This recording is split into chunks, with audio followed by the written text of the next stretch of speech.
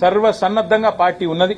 అన్ని రకాలుగా కూడా మరి ముందుకు పోతాము, తప్పకుండా మంచి విజయం సాధిస్తామనే ఆశాభావంతో ఉన్నామని తెలియజేస్తూ, ఇంతమంది పత్రికా మిత్రులు వచ్చినారంటే ఇది ప్రత్యేకమైన కారణం. ముఖ్యంగా మా కరీంనగర్ నుంచి కూడా వచ్చిన మా సోదరులకి సిట్ అంటే ఏముంటది బ్రదర్, సిట్ అంటే సిట్టు, రేవంత్ రెడ్డి గారు సిట్ అంటే సిట్టు, స్టాండ్ అంటే స్టాండ్. అది సిట్టు కాదు, పిట్టు కాదు. తెలుగులో ఆ సీరియల్ వస్తుంది కార్తీక దీపం అని, అది ఒడవది తెగది. ఇది కూడా గంతే. 2 ఏళ్ల కింద రేవంత్ రెడ్డి పాపం పరిపాలన రాదు, శాతగాదు, అసమర్థుడు, ఇచ్చిన హామీలు నిలబెట్టుకునే తెలివి లేదు. 420 హామీలు ఇచ్చి అడ్డగోలు అబద్దాలు చెప్పి అధికారంలోకి వచ్చారు. తప్పించుకోవాలంటే ఏం చేయాలి? అమలు చేయకుండా 6 గ్యారెంటీలు, 420 హామీలు, ఏదో ఒక రూపంలో అటెన్షన్ డైవర్షన్ గేమ్లు ఆడాలి. అందులో భాగంగా కొన్ని రోజులు కాళేశ్వరం కుంభకోణం అని కొన్ని రోజులు డ్రామా, తర్వాత ఫోన్ ట్యాపింగ్ అని కొన్ని రోజులు డ్రామా, అట్లాగే కొన్ని రోజులు గొర్రెల స్కామ్ అని డ్రామా, కొన్ని రోజులు ఫార్ములా ఈ అని కొన్ని రోజులు డ్రామా. ఈ 2 ఏళ్లు ఈ డ్రామాలు, క్రైమ్ కథా చిత్రాలు, హారర్ చిత్రాలు తప్ప రేవంత్ రెడ్డి గారి ప్రభుత్వం సాధించింది, ప్రజలకు ఇచ్చింది ఏమైనా ఉందా? దయచేసి మీరు కూడా, మీడియా సోదరులు కూడా ఆలోచించాలని నేను కోరుతా ఉన్నా. ఇవాళ మమ్మల్ని మన హరీష్ రావు గారు వారి బొగ్గు కుంభకోణాన్ని బయటపెట్టినారు. రేవంత్ రెడ్డి గారి బావమరిది ఆధ్వర్యంలో ఎట్లా సింగరేణిలో బొగ్గు కుంభకోణాలు జరుగుతున్నాయి, 1000 కోట్ల కాంట్రాక్టులు, అటు రేవంత్ రెడ్డి గారు ఇటు కేంద్ర ప్రభుత్వంలో ఉన్న పెద్దలు మంచిగా అదులుకొని బదులుకొని ఇద్దరు కాంగ్రెస్ బీజేపీ వాళ్ళు వారు చక్కగా దోపిడీ చేస్తున్నారో బయట పెడితే, పొద్దున బయట పెడితే సాయంత్రం కల్లా సిట్టు నోటీసు. నేను అందుకే అంటా ఉన్నా, ఇవాళ సిట్టు వేయాల్సింది ఎవరి మీద? పొంగులేటి శ్రీనివాసరెడ్డి రాష్ట్ర రెవెన్యూ శాఖ మంత్రి, వారి కొడుకు గూండాగాళ్లను తీసుకొని పోయి భూములు కబ్జా చేస్తా ఉన్నాడు, ప్రైవేటు భూములు. వారి మీద సిట్టు వేయండి. ఇవాళ రేవంత్ రెడ్డి గారి బావమరిది సృజన్ రెడ్డి డైరెక్ట్ గా బొగ్గు కుంభకోణాలు చేస్తున్నాడని ఆధారాలతో చూపెడితే వారి మీద సిట్టు ఉండదు, ఏ విచారణ ఉండదు. కనీసం బీజేపీ వాళ్ళు, నేను ఆశ్చర్యం అనిపించింది కిషన్ రెడ్డి గారు మాట్లాడితే. ఆయన అంటున్నాడు, ఏది రాష్ట్ర ప్రభుత్వం కంప్లైంట్ చేస్తున్నట, ఈయన సిబిఐ విచారణకు ఆదేశిస్తారట. అంటే ఎట్లుందంటే ఇది పట్టపగలే దోపిడీ చేసిన దొంగ, నేను దొంగతనం చేసిన అనుభవం ఇవ్వడని చెప్తాడా పోలీస్ స్టేషన్లో? దొంగ అని చెప్పి మేము ఆధారాలతో సహా చూపెడుతుంటే కాదు కాదు కాదు దొంగనే ఫిర్యాదు చేయాలి, చేస్తే మేము విచారణకు ఆదేశిస్తాం. ఇంత అసహ్యంగా, ఇంత ఎబ్బెట్టుగా ఇవాళ కేంద్ర ప్రభుత్వ వైఖరి ఉంది. అమృత్ స్కామ్ లో సృజన్ రెడ్డి గారి కంపెనీకి అర్హత లేకపోయినా కేంద్ర ప్రభుత్వ పథకం అమృత్లో వీళ్ళ బావమరిది రేవంత్ రెడ్డి గారి బావమరిది ఇవాళ కాంట్రాక్ట్లు ఏవైతే దక్కించుకున్నారో ఆధారాలతో సహా నేను పోయి ఢిల్లీకి పోయి కేంద్ర పట్టణాభివృద్ధి శాఖ మంత్రికి ఇచ్చినాను. వేయండి సిట్టు దాని మీద. అట్లాగే మరి సుప్రీంకోర్టు ఎంపవర్డ్ కమిటీ చెప్పింది, కంచె గచ్చిబౌలి భూముల్లో 10,000 కోట్ల కుంభకోణం జరిగింది, దీని మీద ఒక స్పెషల్ ఇన్వెస్టిగేషన్ టీం వేయండి అని చెప్పి నేను చెప్పడం లేదు, బీఆర్ఎస్ చెప్పడం కాదు, సుప్రీంకోర్టు అపాయింట్ చేసిన సెంట్రల్ ఎంపవర్డ్ కమిటీ కేంద్ర ప్రభుత్వానికి రికమెండ్ చేసింది. ఎందుకు కేంద్ర ప్రభుత్వం స్పందించట్లేదు? ఎందుకు రేవంత్ రెడ్డిని కాపాడుతున్నది? అట్లాగే ప్రధానమంత్రి నరేంద్ర మోడీ గారు తెలంగాణకు వచ్చిన ప్రతిసారి చెప్తారు, ఇక్కడ ఆర్ఆర్ ట్యాక్స్ అమలవుతుంది అంటారు. మరి ఆర్ఆర్ ట్యాక్స్ అమలవుతుందని మీరు చెప్పి 1.5 సంవత్సరం అయిపోయింది. రేవంత్ రెడ్డి గారు, రాహుల్ గాంధీ గారు దోపిడీ చేస్తున్నారని మీరే చెబుతూ, మీ కేంద్ర హోంశాఖ మంత్రి అమిత్ షా గారేమో తెలంగాణ ఏటీఎంగా మారిపోయింది కాంగ్రెస్ కని స్టేట్మెంట్ ఇస్తారు. మరి దొంగలు పట్టుకోవాల్సింది హోంమంత్రే కదా, పోలీసు వాళ్లే కదా. ఏటీఎంగా మారింది తెలంగాణ అని చెప్తారు, సిట్టు మాత్రం ఉండదు. అట్లాగే మీరు ఆర్ఆర్ ట్యాక్స్ అంటారు, దాని మీద సిట్టు ఉండదు, దాని మీద విచారణ ఉండదు. బొగ్గు కుంభకోణం జరిగిందయ్యా అని చెప్పి ఆధారాలు ఇస్తే దాని మీద సిట్టు ఉండదు. మమ్మల్ని మాత్రం పిలుస్తున్నారు. తప్పకుండా మేమే తప్పు చేయలేదు కాబట్టి, మేము ఏ రకంగా కూడా ఎవరికి నష్టం చేయలేదు కాబట్టి ముమ్మాటికి పోతాం. కాకపోతే ఒకటి ఉంది, ఇప్పుడు ప్రభుత్వాన్ని నడిపేటప్పుడు ఇవాళ రేవంత్ రెడ్డికి కూడా తెలుసు, పోలీసులు ఒక పని ఎప్పటికప్పుడు చేస్తూనే ఉంటారు 24/7. ఏంటిది అది? ఇప్పుడు మా ఎమ్మెల్యేలను కొంటూ 50 లక్షల రూపాయలతో ఒక సన్నాసి దొరికిండు 2015లో. ఒక సన్నాసి మా ఎమ్మెల్యేలను కొంటూ 50 లక్షల రూపాయలు పట్టుకొని బ్యాగులో మా ప్రభుత్వాన్ని కూల్చాలని కుట్ర చేస్తూ దొరికిండు. మరి ప్రభుత్వాన్ని కూలగొట్టే కుట్రలు ఎవరైనా చేస్తే వాళ్ళ ఫోన్లో పోలీసులు ఏమో నిన్నరేమో, నాకేం తెలుసు. అట్లాగే ఇంకెవరన్నా అట్లాంటి పనులు చేసిండ్రేమో, పోలీసులు వినరేమో, మంత్రులకు ఏం తెలుస్తుంది, ప్రభుత్వంలో ఉన్న వాళ్ళకి ఏం తెలుస్తుంది. ఇంకొక విషయం కూడా మీకు చెప్తున్నా బ్రదర్, ఇది మీకు గుర్తుపెట్టుకోండి. ఇవాళ ఈ రోజు నేను చెప్తా ఉన్నా, గుర్తు చేసుకోండి. కోమటిరెడ్డి వెంకటరెడ్డి గారు, ఉత్తమ్ కుమార్ రెడ్డి గారు వారి ఫోన్లు ట్యాప్ అవుతున్నాయని చెప్పి జర్నలిస్టులకు చెప్తే, జర్నలిస్టులు దాని మీద మరి వార్తలు రాస్తే ఇంతవరకు ప్రభుత్వం ఖండించలేదు. ఇవాళ నేను అడుగుతా ఉన్న రాష్ట్ర డీజీపీ గారిని, రాష్ట్ర ఇంటెలిజెన్స్ ఐజీ గారిని, మీరు ప్రమాణం చేసి చెప్పగలుగుతారా? రాష్ట్రంలో ప్రస్తుతం మీరు ఫోన్లు మా ట్యాప్ చేయట్లేదు, మంత్రుల ఫోన్లు ట్యాప్ చేయట్లేదని. ఫోన్ ట్యాపింగ్ అనేది, గూఢాచారి వ్యవస్థ అనేది, పోలీసులు ఈ రోజు కాదు, నిఘా వ్యవస్థ అనేది శాంతి భద్రతల పరిరక్షణ కోసం. అట్లాగే ప్రభుత్వాలని అస్థిరపరిచే కుట్రలు ఎవరైనా చేస్తే దాని నుంచి ప్రభుత్వాలను కాపాడడం కోసం 1952 నుంచి నెహ్రూ గారి టైం నుంచి ఈ రోజు మోడీ గారి టైం. నాకు చాలా ఆశ్చర్యం అనిపించింది. ఇవాళ కేంద్ర హోంశాఖ సహాయ మంత్రి గారు ఏదో మాట్లాడినారు, చూసినారు ఆ ట్వీట్ ఏదో.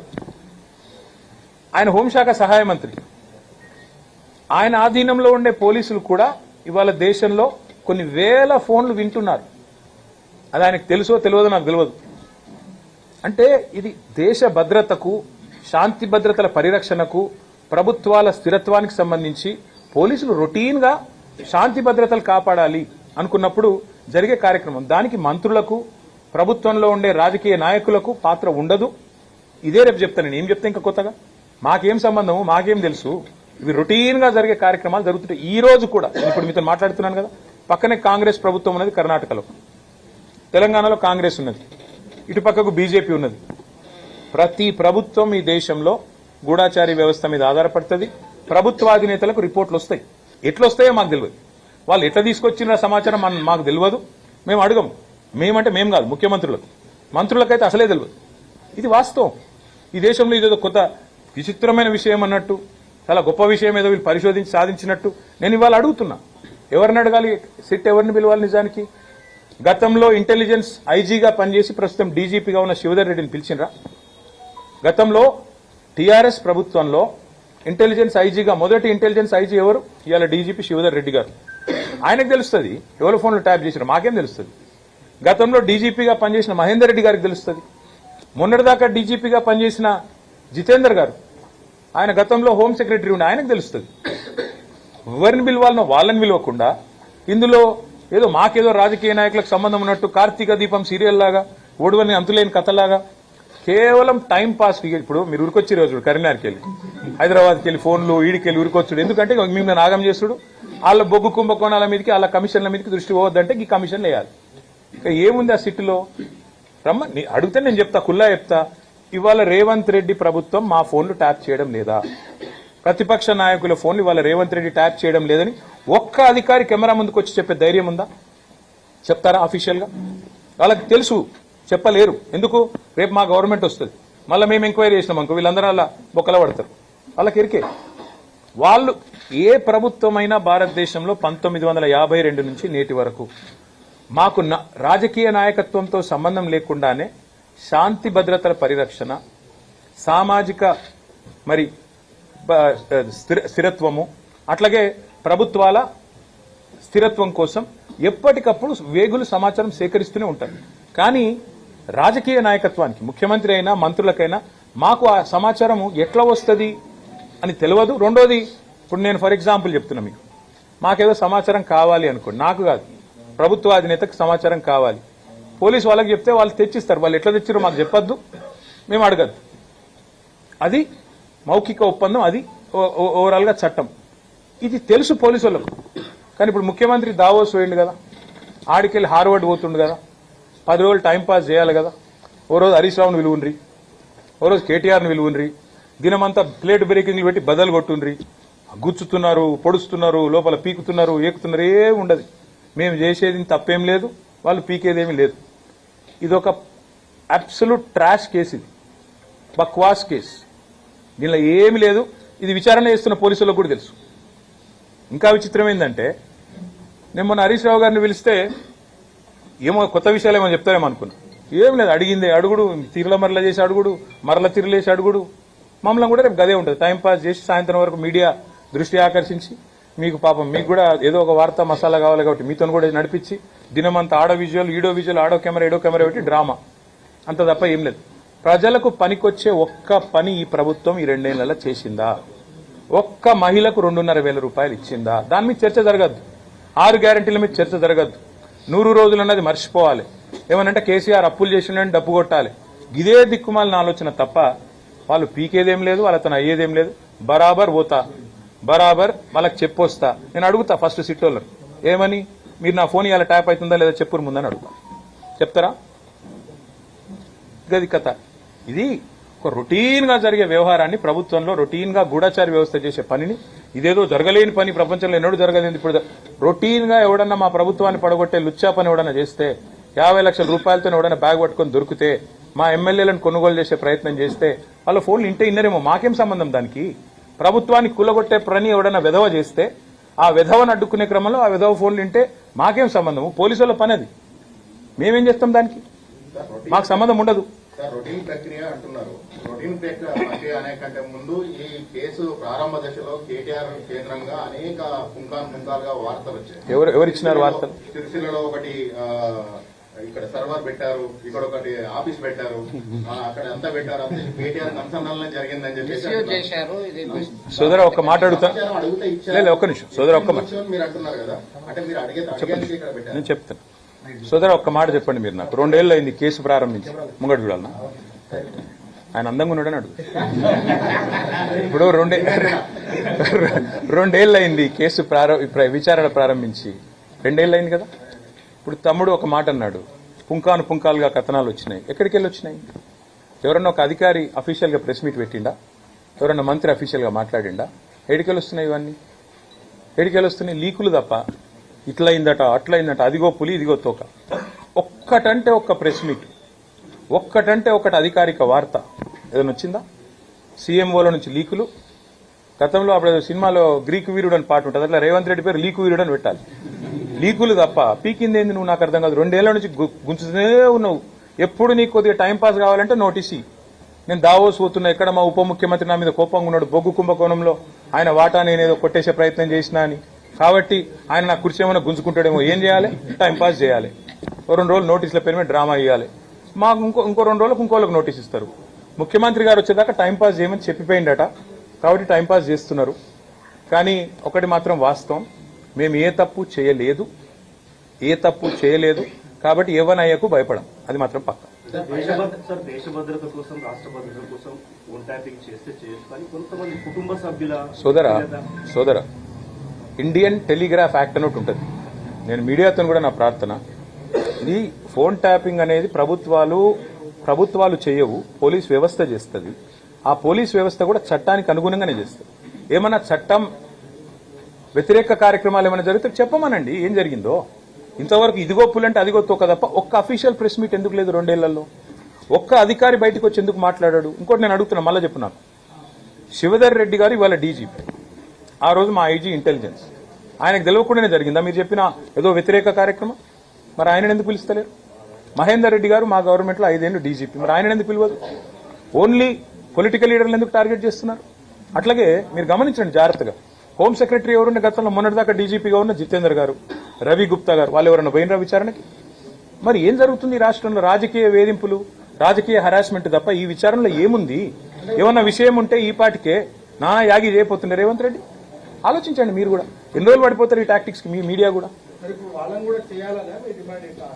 నా డిమాండ్ ఏంటంటే ఇది లొట్టపీస్ కేసు, ఏం లేదు, ఈ హౌల పనులు బంద్ చేయమని చెప్తున్నా. ఎందుకంటే రేపు ఇదే అధికారులు ఎవరైతే ఈ రోజు అత్యుత్సాహాన్ని ప్రదర్శిస్తున్నారో వాళ్ళకు కూడా తెలుసు. ఇవాళ నేను అడుగుతాను, మీరు ఈ రోజు మంత్రుల ఫోన్లు ట్యాప్ చేయడం లేదా? నేను చెప్పడం కాదు ఇది.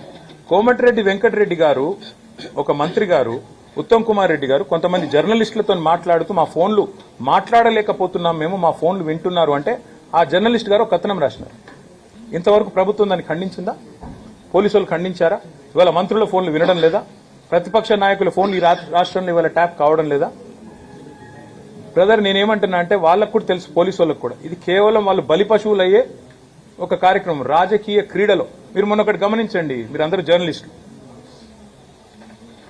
3 మంత్రుల మధ్యన పంచాయతీ, ముఖ్యమంత్రికి 3 మంత్రుల మధ్యన వాటాల పంచాయతీ. బలైంది ఎవరు? 3 జర్నలిస్టులు. మా దొంతు రమేష్ గారు, సుధీర్ గారు, పరిపూర్ణచారి గారు మొన్న వాళ్ళు అరెస్ట్ అయింది. అసలు వాళ్ళందరూ బాగానే ఉన్నారు. అసలు కథ ఏంది?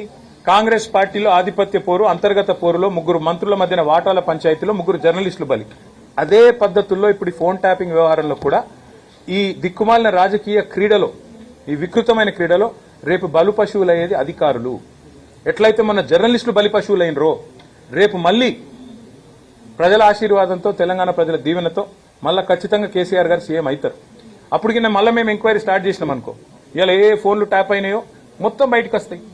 ఇవాళ వాళ్ళు ఏమేమి అక్రమ కార్యక్రమాలు చేస్తున్నారో అన్ని బయటకు వస్తాయి. అప్పుడు ఇదే అధికారులు ఎవరైతే ఉన్నారో వాళ్ళందరూ ఇబ్బందులు పాలవుతారు. అది వాళ్ళకు కూడా తెలుసు. అందుకే నేను అడుగుతున్నా, చెప్పమనండి వాళ్ళని.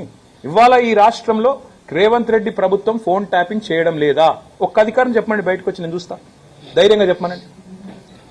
ఇండియన్ టెలిగ్రాఫ్ యాక్ట్ ప్రకారం సర్వేలెన్స్ అనేది అక్కడక్కడ ప్రభుత్వాలు ఏమైనా అస్థిరపడ్డప్పుడు పోలీసు వాళ్ళు చేస్తారు. అది మాకు సంబంధం ఉండదు బ్రదర్.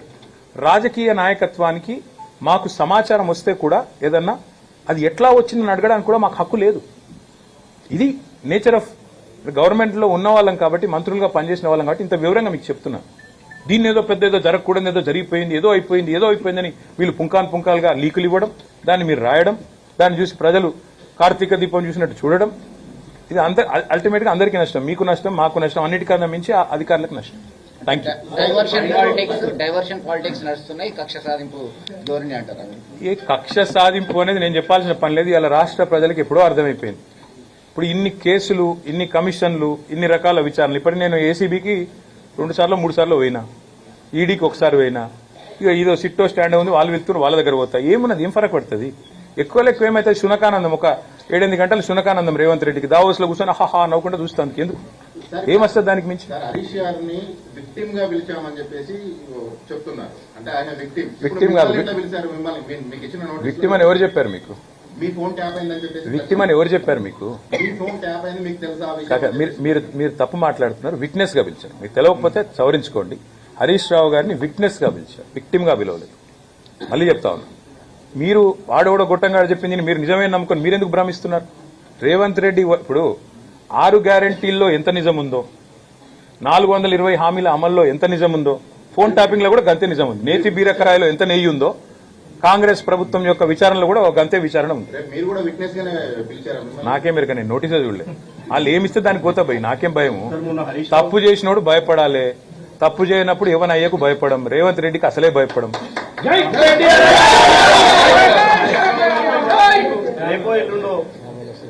బ్రదర్ మళ్ళీ చెప్తున్నా నేను, రేవంత్ రెడ్డి గారు తిరిగి వచ్చేదాకా ఇక్కడెక్కడ ప్రభుత్వాన్ని ఉప ముఖ్యమంత్రి కూలుస్తాడా, నల్లగొండ బాంబు కూలుస్తాడా, లేదా ఇంకోలు కూలుస్తాడా అని ఆయనకు భయం. దానికోసం టైం పాస్ చేయాలి, మీడియా మేనేజ్మెంట్ చేయాలి. మాకు రోజు ఒక్కరికి నోటీస్ ఇస్తారు, కార్తీక దీపం నడుస్తుంది. ముందుకు పోతుందా, వెనక పోతుందా, బాయిలో పడుతుందా నాకేం మెరక. వాళ్ళు ఏమన్నా చేసుకొని మాకేం ఫరక్ పడదు. ఎందుకంటే మేము మాత్రం ఇడిచిపెట్టాం, మేము ఒకటి మాత్రం ఇడిచిపెట్టాం. మీరు మీడియాని వాళ్ళు మేనేజ్ చేస్తున్నారు, మేనేజ్ చేసి గేమ్ ఆడుతున్నారు. మేమేం చేస్తాము? సింగరేణి బొగ్గు గనుల కుంభకోణం విషయం వదిలిపెట్టాం, వీళ్ళ బట్టలు ఇప్పేదాకా ఎంబడబడతాం, 6 గ్యారంటీలు అమలు చేసేదాకా వదిలిపెట్టాం, మహిళలకు 2,500 ఇచ్చేదాకా వదిలిపెట్టాం, 4,000 రూపాయల పెన్షన్ ముసలోళ్ళకి ఇచ్చేదాకా వదిలిపెట్టాం, నిరుద్యోగులకి 4,000 నిరుద్యోగ భృతి వచ్చేదాకా వదిలిపెట్టాం. రాహుల్ గాంధీ చెప్పిన 2 లక్షల ఉద్యోగాలు ఇప్పటికే ఇచ్చుండాలి ఫస్ట్ ఇయర్ లో, ఇప్పటి వరకు 10,000 ఇవ్వలేదు, వదిలిపెట్టాం. తులం బంగారం ఇచ్చేదాకా వదిలిపెట్టాం. మా పనిలో మేముంటాం, వాళ్ళ పనిలో వాళ్ళు ఉంటారు, మా పనిలో మేము ఉంటాం.